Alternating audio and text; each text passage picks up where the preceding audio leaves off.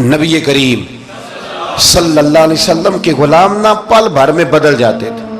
اور اللہ تعالیٰ بھی نا بڑے موقع دیتا ہے ہمیں, بڑے موقع. حضور نے فرمایا جس نے ایمان اور احتساب کی نیت سے روزے رکھے وہ نئی زندگی کا آغاز کرے, اس لیے کہ اللہ نے اس کے پچھلے سارے گناہ معاف فرما دیے. میرے نبی کریم علیہ الصلوۃ والسلام نے فرمایا جو شخص بیمار ہو گیا, مریض ہو گیا, اور نسائی شریف میں فرمایا کہ 3 دن تک بستر پہ رہا اور اس نے شکوہ نہ کیا اللہ کا, اور جب وہ شفا یاب ہو کے بستر سے اٹھا ہے نا تب اللہ نے اس کے پچھلے سارے گناہ معاف فرما دیے. اور فرمایا جو حج کرنے گیا, حج کر کے واپس آیا, اللہ کے حبیب فرماتے ہیں یوں سمجھے کہ میں آج ہی ماں کے پیٹ سے پیدا ہوا. بڑے موقع اللہ نے دیے, بڑے موقع, بڑے سارے موقع عطا فرمائے کہ میں تیرے پچھلے گناہ معاف کر دوں گا. تو بھی تو نئی زندگی کا آغاز کرنا, تو بھی تو شروع کرنا نئے سرے سے, تو بھی تو بدل کے آنا, تو بھی تو اپنے اندر تبدیلی پیدا کرنا. سالوں بیت گئے, ہمیں سالوں بیت گئے.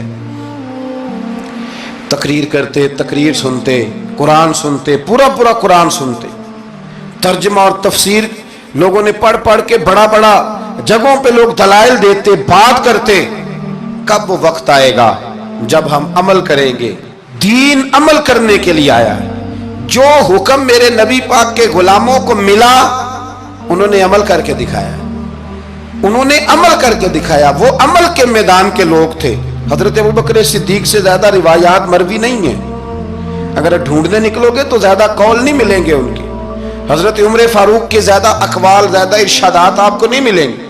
حضرت سیدنا عثمان غنی کی زیادہ باتیں آپ کو نہیں ملیں گی. ان کا عمل ملے گا, ان کا کردار ملے گا, ان کا لب و لہجہ ملے گا, زندگی گزارنے میں کیا طریقہ اختیار کیا وہ آپ کو ملے گا. اب تو وہ لوگ رخصت ہو گئے جن کے عمل سے لوگ زندگی پکڑتے تھے, عمل سے, کردار سے. تو عمل کا رستہ کب اختیار کریں گے, آگے کب بڑھیں گے؟ میرے رسول کریم صلی اللہ تعالی علیہ وسلم کے غلام عمل کرتے تھے, اور جب عمل کرتے تھے پھر اس کا رزلٹ آتا تھا. یاد رکھنا, رزلٹ نیتوں کا آتا ہے, ارادوں کا آتا ہے, عمل کا آتا ہے. گفتگو کا رزلٹ, آپ بڑا اچھا سبق سنا لیں تو پیپر نہ دیں تو پاس ہوں گے کہ فیل؟ آپ تو کہہ رہے تھے وہ مجھے سارا ہی آتا تھا. تو عمل آپ کرتے ہیں تو عمل پر نتیجہ ہوتا ہے, عمل پر, عمل پر. حضرت عبداللہ ابن مبارک رحمت اللہ علیہ کے جو والد تھے نا ان کا نام مبارک تھا.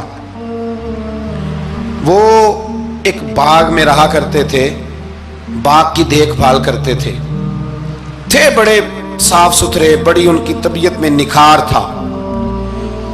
آج مسئلہ ہمارے ملک کا یہ ہے کہ ہمارے ملک میں صرف سیاستدان ہی جو ہے وہ غلط کام نہیں کرتا, یا بہت بڑی انڈسٹری ہو تو وہاں خرابی نہیں ہوتی, بلکہ ریڑھی والے کا بھی اگر ہاتھ پڑ جائے نا تو چھوڑتا وہ بھی کوئی نہیں, الا ماشاءاللہ.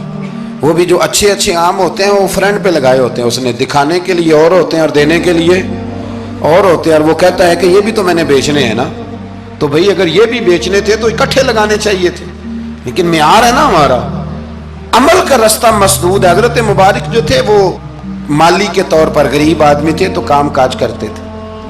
تو ایک دن باغ کا مالک آ گیا,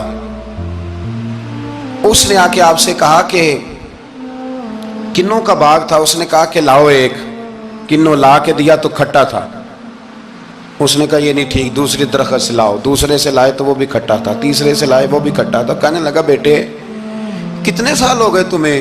تو فرمانے لگے 10-12 سال. تو کہنے لگے تمہیں ابھی بھی نہیں پتا کس جگہ کا کنوں میٹھا ہے, سارے کڑوے لائے ہو. تو آپ فرمانے لگے آپ نے مجھے دیکھ بھال کے نہیں رکھا ہوا ہے, کنوں چکھنے کے لیے نہیں رکھا. مجھ سے قسم اٹھا لیں کبھی میں نے چکھا بھی ہو, اس لیے کہ میرے ذمے اور کام. باغ کا مالک اتنا خوش ہوا کہ اس نے آزاد بھی کر دیا, اپنی بیٹی کا نکاح بھی کر دیا, اور وہ باغ بھی آپ کو تحفے میں ہی دے دیا. ان کے گھر حضرت عبداللہ بن مبارک پیدا ہوئے. ان کے والد گرامی کہتے ہیں کہ ایک دن پھر ایسا ہوا کہ میں نے نا باغ بڑا سجایا, سوارا, محنت کری. بادشاہ آ گیا. تو بادشاہوں کو بھی کچھ چیزیں پسند آ جاتی ہیں نا, اور ہمارے ملک میں تو ڈھیر سارے لوگ بادشاہ ہیں, ڈھیر سارے لوگ بادشاہ ہیں. اگر کسی تگڑے بندے کو کسی غریب کی جھونپڑی پسند آ گئی پھر اسے دینی ہی پڑے گی. بلکہ ایسی ایسی خبریں سننے کو ملتی ہیں کہ چودھری صاحب نے آ کے کہا ہے کہ مفت دینی ہے کہ پیسے لے کے دینی ہے. یہ یہاں تک خبریں. تو بادشاہ آ گیا, اس نے دیکھا بڑا سجا سنورا باغ ہے. اس نے حضرت مبارک سے کہا کہ مجھے نا جوس بنا کے پلاؤ کنوں کا. تو حضرت نے اسے نا جوس دیا, اس نے پیا تو بڑا مزہ آیا. کہنے لگا ایک گلاس اور نہیں دیتے؟ تو حضرت اور بنانے لگے. تو اس کے دل میں نا اس سے پہلے خیال آ گیا کہ باغ بڑا شاندار ہے اور پھل بھی بڑا مزیدار ہے, تو قبضہ نہ کر لوں, اپنا ہی نہ ہو جائے. یہ اس کو دیتے ہیں تھوڑے بہت پیسے, یہ نکل جائے گا, نہ بھی نکلا تو ڈانٹ دیں گے. اتنی دیر میں نا حضرت مبارک رحمت اللہ تعالی علیہ ایک گلاس شربت کا اور بنا کے لے آئے. بادشاہ کو دیا نا, تو اب جو گلاس آیا تو کڑوا تھا, کسیلا تھا, کھٹا تھا. تو بادشاہ کے گلے کو پڑا تو کہنے لگا یہ تم نے کیا کیا؟ پہلے تو بڑا میٹھا تھا, باغ وہی ہے تو ذائقہ کیسے بدل گیا؟ تو آپ فرمانے لگے وہ بادشاہ کی نیت بدلی ہے نا, بادشاہ کی نیت بدلی ہے تو اس کا بھی ذائقہ بدل گیا ہے. تو نیت نہ آپ کی بدلتی. تو یہ حضور کا فرمان ہے, فرمایا اللہ کے کچھ بندے ایسے ہوتے ہیں جو اللہ کے دیے ہوئے نور سے دیکھتے. کہا آپ کی نیت بدل گئی تو اس کا ذائقہ بدل گیا. اب بادشاہ نے دل میں کہا نہیں یار, بندہ کہہ تو ٹھیک ہی رہا ہے, یہ تو اس کی محنت سے اللہ نے پھل دیا, مجھے ایسا نہیں کرنا چاہیے. تو حضرت دوڑ کے گئے تو دوسرا جوس کا گلاس بنا کے لائے. اب دیا تو میٹھا تھا. کہنے لگا اب کیا ہوا؟ فرمانے لگے آپ کی نیت ٹھیک ہو گئی ہے تو رب نے ذائقہ بھی ٹھیک کر دیا ہے. نبی پاک علیہ السلام نے فرمایا اللہ تو تیرے گمان کے قریب رہتا ہے, تیرے گمان کے. یہ میں بچوں کو نا تھوڑے دن پہلے میں انہیں کہہ رہا تھا دین میں آگے بڑھنے کے لیے کوئی سیاست نہ کرنا, کوئی چکر نہ چلانا. میں نے چکر چلانے والے لوگ ہمیشہ پیچھے رہ جانے والے دیکھے. تھوڑا کر لینا پر اتنا کرنا جتنا مخلص ہو کے ہو سکے. کوئی چکر چلانا, کسی کھاتے میں پڑنا, اس سے بچنا, نہ پیچھے رہ جاؤ. میں نے بڑے بڑے تیز لوگوں کو زندگی میں زیرو دیکھا ہے, اور بڑے بڑے سادے لوگ جن کو 50,000 روپیہ گننا پڑ جائے تو تھک جائیں, لیکن اللہ نے انہیں دیا ہے تو بغیر حساب کتاب ہی عطا فرمایا ہے.